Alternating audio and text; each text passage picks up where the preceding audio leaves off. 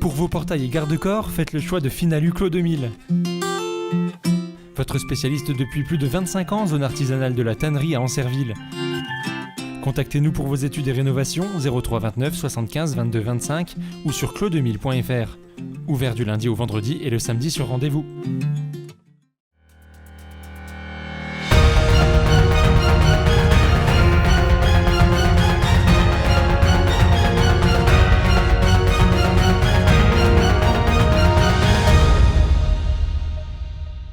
Bonsoir à tous, bienvenue dans votre journal du lundi 27 juillet 2020. Voici les titres de cette édition.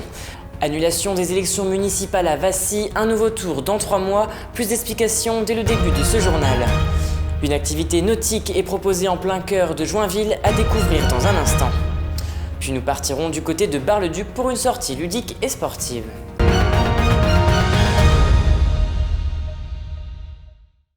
C'est une situation inédite qu'est en train de vivre la commune de Vassy. Lors du premier tour des élections municipales le 15 mars dernier, Jean-Alain Charpentier est arrivé en tête du suffrage, succédant ainsi à Christelle Mathieu, l'ancien maire, qui s'était présenté également. Seulement 3 voix séparaient les deux listes, 411 votes pour Jean-Alain Charpentier et 408 pour Christelle Mathieu. À la suite de cet écart très minime, l'ancien maire a déposé un recours qui a d'ailleurs été entendu par le tribunal administratif de Châlons, sur le fondement d'une erreur dans un bureau de vote qui a empêché 5 électeurs de voter. Et d'ailleurs, les nouvelles élections auront donc lieu dans 3 mois. Écoutez la réaction de l'actuel maire, Jean-Alain Charpentier.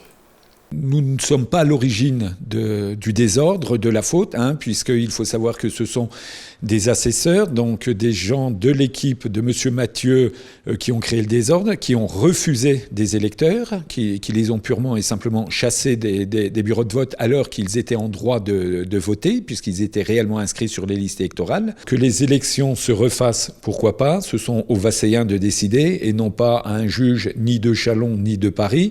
Je respecte bien évidemment toutes les juridictions, mais les juges ne sont pas à même de connaître les dossiers, les particularités et la vie locale. Donc donnons aux Vasséens le moyen de s'exprimer par le vote, le moyen de choisir leurs élus. Donc ça, pour nous, c'était une des raisons pour laquelle nous ne voulions pas faire appel. Mais il faut savoir que pendant l'année 2020, eh bien malheureusement, la ville se retrouve en veille, puisque aucun engagement financier ne peut être pris, on ne peut pas fonctionner convenablement.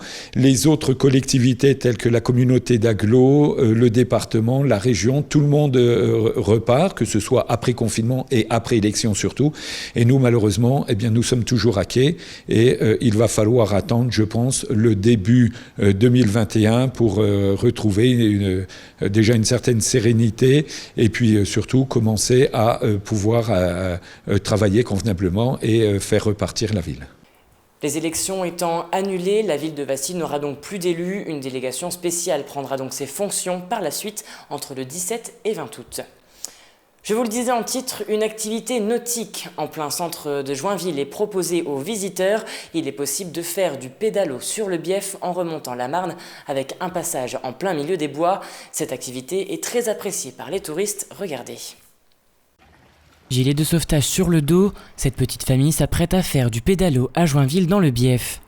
Dernière consigne, et c'est parti, ils peuvent désormais embarquer. Pour visiter un petit peu la ville, et c'est la première fois pour la Pépus.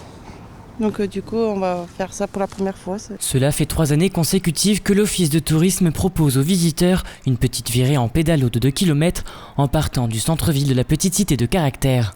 L'année dernière, elle a accueilli plus de 1000 personnes. Aujourd'hui, on a une activité qui a pris un petit peu de retard sur la saison suite au Covid. On a démarré seulement en début juillet, mais on voit que les personnes sont en rendez-vous et que l'activité plaît toujours. En effet, à cause de la crise de la Covid-19, de nombreuses mesures sanitaires ont été mises en place, comme la désinfection des gilets de sauvetage et du pédalo à l'aide d'un produit spécifique. La personne qui réalise toutes ces tâches, c'est Théo. Il a été embauché pour tout l'été. Mon rôle, c'est d'accueillir les clients et puis de leur proposer des créneaux horaires qui leur correspondent pour utiliser les pédalos.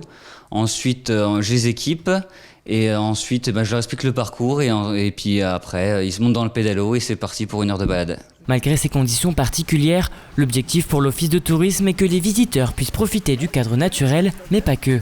Les objectifs, évidemment, on aurait bien voulu dépasser cette barre significative des 1000 personnes ou au moins la dépasser de manière plus franche. Afin de profiter de cette activité, la réservation est conseillée. Pour l'heure, l'Office de tourisme a en sa possession 4 pédalos et ils espèrent en acquérir davantage. À Bar-le-Duc, depuis 2 ans, une association propose de découvrir le territoire de façon originale sur les traces historiques de la guerre 14-18, tout ça grâce à un vélorail. C'est un chemin historique qu'il est possible de parcourir. Depuis 2018, la voie ferrée en forêt de Massonges à Bar-le-Duc accueille des centaines de visiteurs chaque été pour une promenade en vélorail. La balade se veut bucolique en pleine forêt, sur une ancienne ligne de chemin de fer de la voie sacrée. Mais c'est une année particulière. En effet, à cause de la crise de la Covid-19, les membres de l'association CFHVC ont dû conjuguer entre convivialité et gestes barrières afin de pouvoir ouvrir cet été. On a démarré début juillet avec effectivement la crise du Covid. Il a fallu qu'on monte un dossier un peu blindé, disons à destination du préfet, qui nous a autorisés à ouvrir avec toutes les mesures qu'on présentait. Une fois sur le vélorail, les dernières consignes de sécurité sont données et c'est parti pour une virée de 2 km. En plein milieu des bois, cette activité ludique et sportive permet de faire découvrir une autre façon de voyager sur les rails. Et le sourire peut d'ailleurs se lire sur les lèvres des participants. J'en avais eu des échos qui n'étaient pas terribles. Et tout compte fait, j'ai trouvé ça génial. Parce que le décor, il est chouette. On peut aller à notre rythme. C'est pas trop long, c'est pas trop court. Il y a de la bonne montée à se casser les pattes. Et puis, il y a une très belle descente. J'ai apprécié après... J'étais avec un groupe de sportifs, donc ça avançait plutôt bien. Donc c'est pour ça, quand il y a des jeunes plus dynamiques, c'est sûr qu'un petit peu plus long, c'est pas de refus. Arrivé au bout du parcours, il faut faire demi-tour pour prendre la voie ferrée dans l'autre sens. Pour l'heure, seuls les vélorails peuvent circuler, mais le président de l'association espère que l'année prochaine, la Suzanne, fraîchement rénovée, pourra emmener les visiteurs sur les 4 km du Varinot, rétablis par l'association. Et donc derrière moi, vous voyez 2 bâtiments. Le gros bâtiment, c'est le bâtiment atelier où on va effectivement dépanner la Suzanne, faire tout ce qui est maintenance pour tout le matériel roulant. Tenu par une poignée de bénévoles, le vélorail est ouvert le mercredi et le dimanche uniquement sur réservation. Et c'est la fin de cette édition, merci de l'avoir suivi. Dans un instant, la météo. Et n'oubliez pas, l'information continue sur puissancetélévision.fr. Très belle semaine à vous. Toute l'actualité qui vous concerne, à voir ou à revoir, dès maintenant sur puissancetélévision.fr et sur notre application mobile.